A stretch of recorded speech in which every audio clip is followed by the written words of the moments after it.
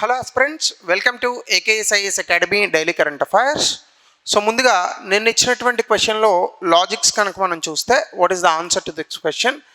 Why are some nuclear reactors kept under IAEA safeguards while others are not? అంటే మనకి international atomic energy agency అని ఒక సంస్థ ఉంది. ప్రపంచంలో ఎక్కడైనా కానీ న్యూక్లియర్ రియాక్టర్స్ అంటే అణు విద్యుత్ తయారు చేసేటటువంటి న్యూక్లియర్ రియాక్టర్స్ ఉంటే, ఒకవేళ అక్కడ వాడేటటువంటి ఫ్యూయల్ని ఎవరైనా పక్కకు తప్పించి దాని ద్వారా అణుబాంబులు తయారు చేస్తున్నారన్న అనుమానం ఉంటే, ఈ యొక్క సంస్థ అనేటటువంటిది వెళ్ళి అక్కడ తనిఖీలు చేయడం జరుగుతుంది. అయితే కొన్ని న్యూక్లియర్ రియాక్టర్స్ని వాళ్ళు తనిఖీలు చేస్తారు, కొన్ని న్యూక్లియర్ రియాక్టర్స్ని చేయరు. దానికి కారణం ఏంటంటే, some use uranium and other use thorium. ఇది తప్పు ఆబ్వియస్గా. ఓకే, ఎందుకంటే కొంతమంది యురేనియం యూజ్ చేస్తారు, కొంతమంది థోరియం యూజ్ చేస్తారంటే, అంటే యురేనియం తయారు చేసేటటువంటి వాళ్ళు మాత్రమే చూస్తుంది, థోరియం వాళ్ళు చూడరైనా అట్లా ఉండదు కదా. సో అలాగే some are operated by foreign enterprises and other are operated by domestic enterprises. దీనికి కూడా పెద్దగా సంబంధం ఏం లేదు. కొన్ని ప్రభుత్వం ఓన్ చేసుకుంటే కొన్ని ప్రైవేట్ ఓన్డ్, ఇది కూడా తప్పు. ఇక్కడ చూడండి, సమ్ యూజ్ ఇంపోర్టెడ్ యురేనియం, ఇక్కడ ఉంది మ్యాజిక్ అంతా.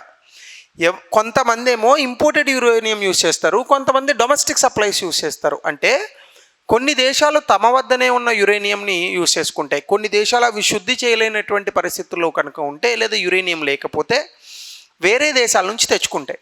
తెచ్చుకున్నటువంటి యురేనియంని విద్యుత్కే వాడుతున్నారని ఏంటి నమ్మకం? వాళ్ళు విద్యుత్ కాకుండా అణుబాంబులకు వాడట్లేదని ఏంటి గ్యారంటీ? సో దీనికోసం వీటిని తనిఖీ చేస్తుంటారు. కాబట్టి ఆన్సర్ బి అవుతుంది. అఫ్ కోర్స్ ఇక్కడ లాజిక్స్ అని కాదు, it's factual information in one way or other. So అలాగే before we go to the session, if you're looking for UPSC admissions or group 1 and group 2 both AP and Telangana, దయచేసి కింద నెంబర్కి call చేయండి, మీకు అన్ని వివరాలు అందుతాయి. ఇక ఈరోజు టాపిక్ వచ్చేసి 11వ గవర్నింగ్ కౌన్సిల్ మీటింగ్ ఆఫ్ నీతి ఆయోగ్. మీ అందరికీ తెలుసు, ప్లానింగ్ కమిషన్ ప్లేస్లో వచ్చినటువంటి ఒక సంస్థే నీతి ఆయోగ్. కాకపోతే ప్లానింగ్ కమిషన్కి దీనికి స్ట్రక్చరల్గా, ఫంక్షనల్గా కాదు, స్ట్రక్చరల్గా డిఫరెన్స్ ఏమీ లేదు. ఎందుకంటే ప్లానింగ్ కమిషన్ కూడా it is neither A constitutional body Nar A statutory body. నీతి ఆయోగ్ కూడా it is neither A constitutional body Nar A statutory body. అంటే ఒక రకంగా చెప్పాలంటే old wine in a new bottle అని అంటారు కదా, అట్లా ఉంటుంది అనమాట. కాకపోతే ఫంక్షన్స్లో కొంత డిఫరెన్స్ అనేటటువంటిది ఉంది. అయితే ఇటీవల కాలంలో 11వ గవర్నింగ్ కౌన్సిల్ మీటింగ్ అనేటటువంటి జరిగింది నీతి ఆయోగ్కి సంబంధించి. సో న్యూస్లో ఎందుకు ఉంది అంటే, ప్రైమ్ మినిస్టర్ ఈ 11th గవర్నింగ్ కౌన్సిల్ మీటింగ్కి అధ్యక్షత వహించారు. ఇండియా ప్రోగ్రెసింగ్ స్టడీలీ, అంటే ప్రపంచంలో అనిశ్చితి ఉన్నప్పటికీ, ఇన్స్టెబిలిటీ ఉన్నప్పటికీ భారత ఆర్థిక వ్యవస్థ సజావుగా సాగుతోంది అని ఇందులో చెప్పారు. ఇందులోనే significant mile stone in cooperative federalism, అంటే రాష్ట్రాలు కేంద్రము కలిసికట్టుగా తమకున్నటువంటి ఉమ్మడి సమస్యలను పరిష్కార మార్గం వైపు తీసుకెళ్తున్నాయి అనేటటువంటి ఒక అంశాన్ని కూడా ఇక్కడ చెప్పడం జరిగింది. అదే కోఆపరేటివ్ ఫెడరలిజం, సహకార సమాఖ్య వ్యవస్థ అని అంటాము. అలాగనే 28 రాష్ట్రాలు, 5 కేంద్రపాలిత ప్రాంతాల నుంచి పార్టిసిపెంట్స్ వచ్చారు. ఆల్ స్టేట్స్ చీఫ్ మినిస్టర్స్ కూడా దీనికి రావడం అనేటటువంటి జరిగింది. ఇది ముఖ్యంగా మనకి న్యూస్లో వచ్చినటువంటి అంశం. అయితే ఇక్కడ చాలామందికి నీతి ఆయోగ్ గురించి తెలిసినా మర్చిపోయి ఉండొచ్చు, కాబట్టి నేను ఒక్కసారి దాన్ని రివిజన్ చేసే ప్రయత్నం చేస్తాను. నీతి ఆయోగ్ కన్నా ముందు ప్లానింగ్ కమిషన్ అనే ఒక సంస్థ ఉండేది. ఇది 1950లో తీసుకొచ్చారు. ఎందుకంటే భారతదేశంలో పెట్టుబడులు ఎట్లా పెట్టాలి, ఎక్కడ పెట్టాలి అనేటటువంటి అంశంలో ఈ యొక్క ప్లానింగ్ కమిషన్ అనేటటువంటి దాన్ని తీసుకొచ్చారు. తర్వాత కాలంలో ప్లానింగ్ కమిషన్ వల్ల మనకి కొంత ఇబ్బంది కలుగుతోంది అనో, లేదా అది టాప్ టు బాటమ్ అప్రోచ్ ఉంది, అంటే పైన నిర్ణయాలు చేస్తారు, కింద వాళ్ళు ఫాలో అవ్వాలి. అలాగనే ప్లానింగ్ కమిషన్ ఫినాన్స్ కమిషన్ ఇంకా ఇతర సంస్థల కన్నా ఎక్స్ట్రా కాన్స్టిట్యూషనల్ బాడీగా మారింది అనేటటువంటి అంశంతోనో దాన్ని తీసేసి 2015లో మనకి నీతి ఆయోగ్ అనేటటువంటి ఒక సంస్థ వచ్చింది.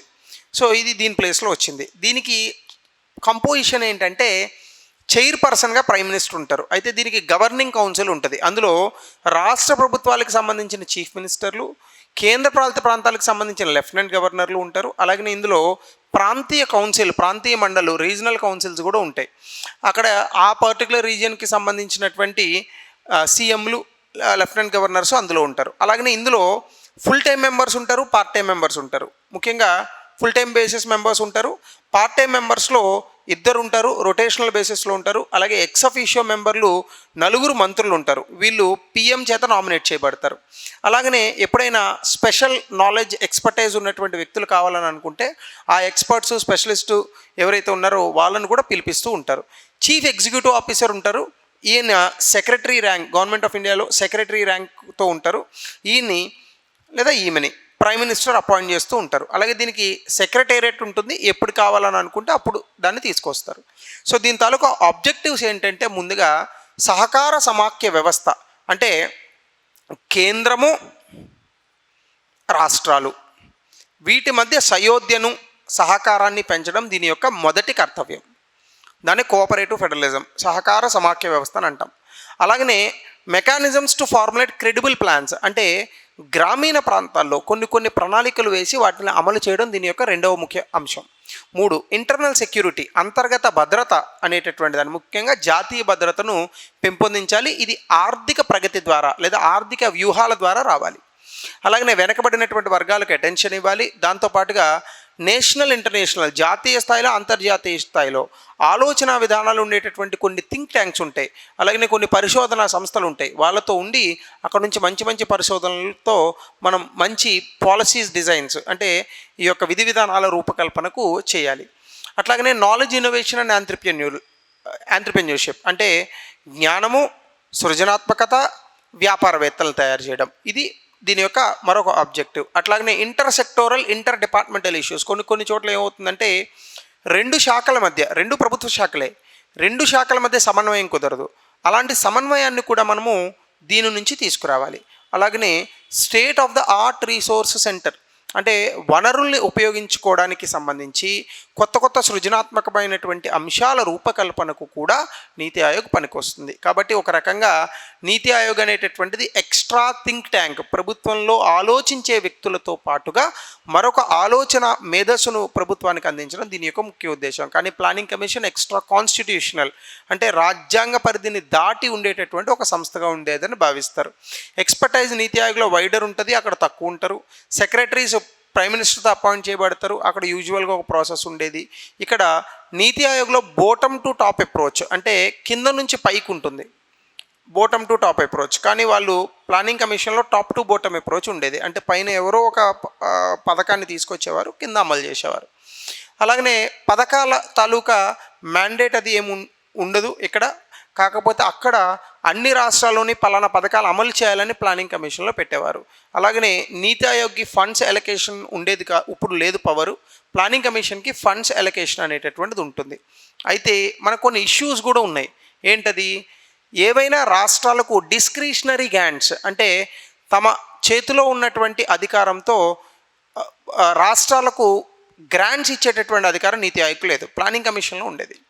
ఇది కేవలం అడ్వైజరీ బాడీ అంటే ప్రభుత్వం వీళ్ళ తాలూకా అడ్వైజెస్ తీసుకోవాల్సిన అవసరం లేదు. అలాగనే ప్రైవేట్ పబ్లిక్ పెట్టుబడులను ఇన్ఫ్లుయెన్స్ చేసే కెపాసిటీ కూడా ఇక్కడ ఆ పాత్ర నీతి ఆయోగ్కు లేదు.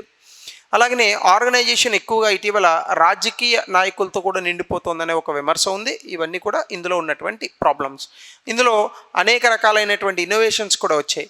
ఉదాహరణకి sustainable development goals index, Atal innovation Yojana, aspirational district programme 112 జిల్లాలను ఎంచుకొని వాటి అభివృద్ధికి పాటుపడ్డము. మిథనాల్ ఎకానమీ, ఇప్పుడు అధికంగా పెట్రోల్ని కలిపేస్తున్నారు, పెట్రోల్లో మిథనాల్ని కలుపుతున్నారు. పెట్రోల్లో మిథనాల్ని కలపడం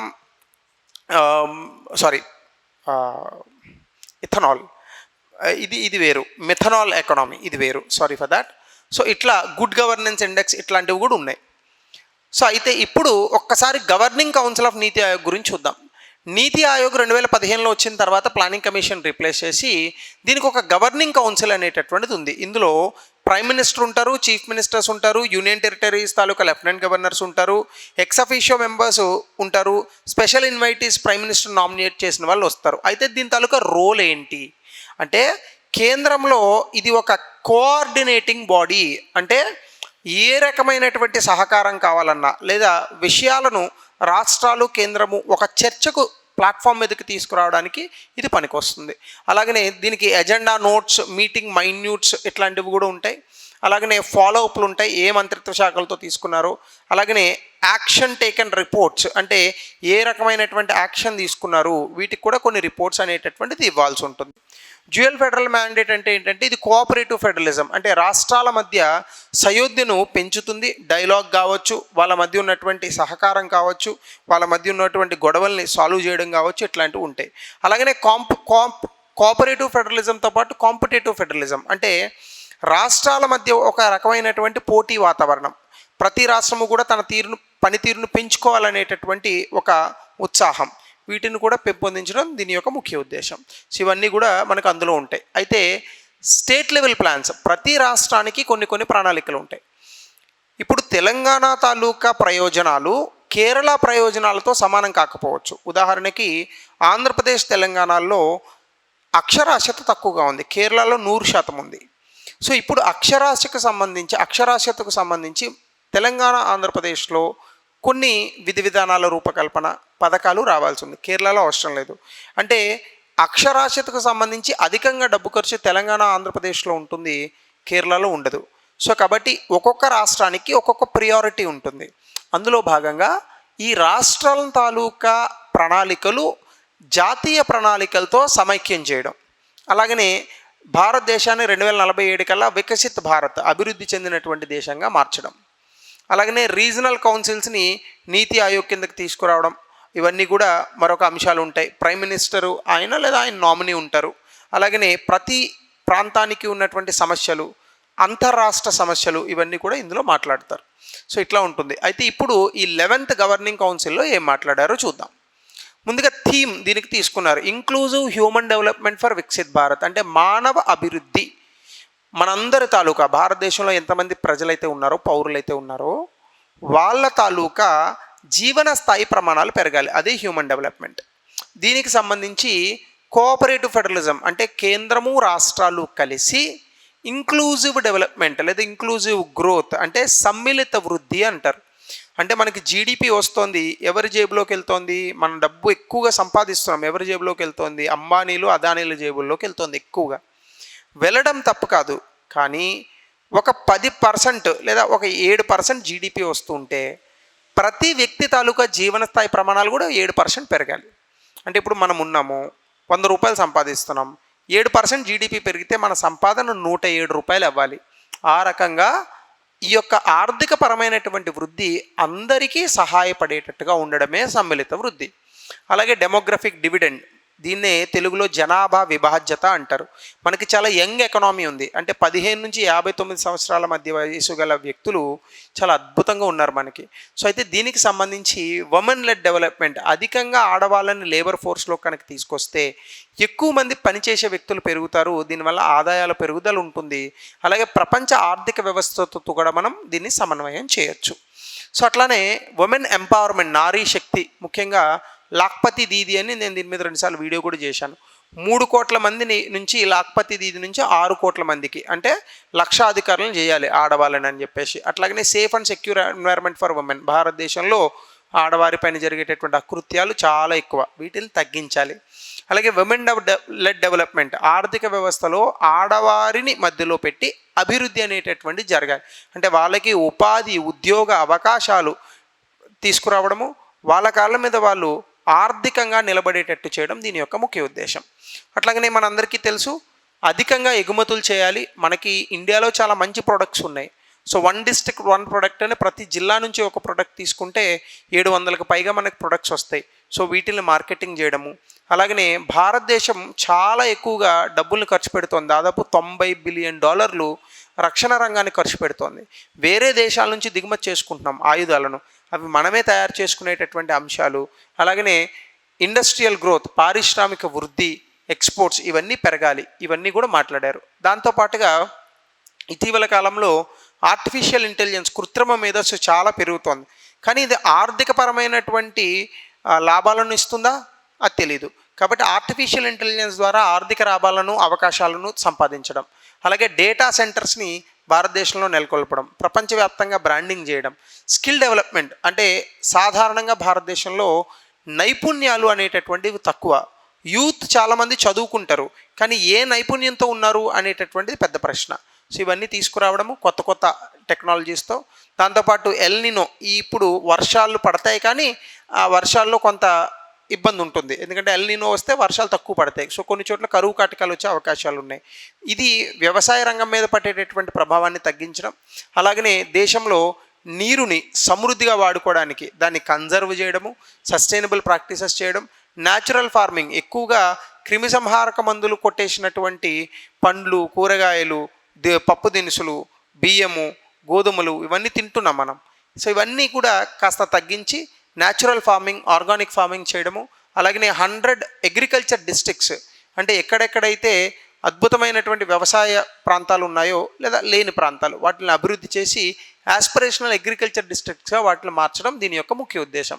అలాగనే జిల్లా స్థాయిలో ప్లానింగ్స్ చేయడము, అంటే జిల్లా స్థాయిలో జీడిపి ఎస్టిమేట్స్ చేయడము, ఏ జిల్లా నుంచి ఎక్కువ వస్తుంది, డేటా అనేటటువంటి దాన్ని గ్రాస్ లెవెల్ నుంచి డేటాని సంగ్రహించడము, అలాగనే ర్యాపిడ్ గ్రీవియన్స్ రెడ్రెసల్ మెకానిజం, అంటే పెట్టుబడులు పెడతారు, అందులో ఏదైనా ఇబ్బంది వస్తే ఎవడు పట్టించుకోడు.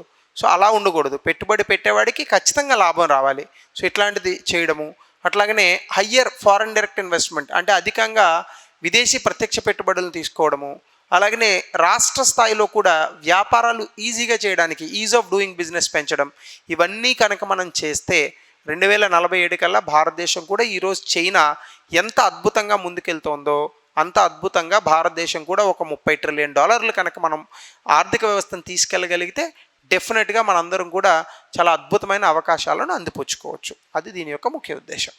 సో దీనికి రిలేటెడ్గా గతంలో ఇచ్చినటువంటి ఒక ప్రశ్న, అలాగనే కమెంట్ సెక్షన్లో కూడా గతంలో ఇచ్చినటువంటి దానికి కమెంట్ సెక్షన్లో ఆన్సర్ని పెట్టండి. ఇది మెయిన్స్లో 200 పదాల్లో రాయండి. సో ఇది ఈరోజు టాపిక్. మరొక కొత్త టాపిక్తో యథావిధిగా రేపు కలుద్దాం. Thank you. Have a good day.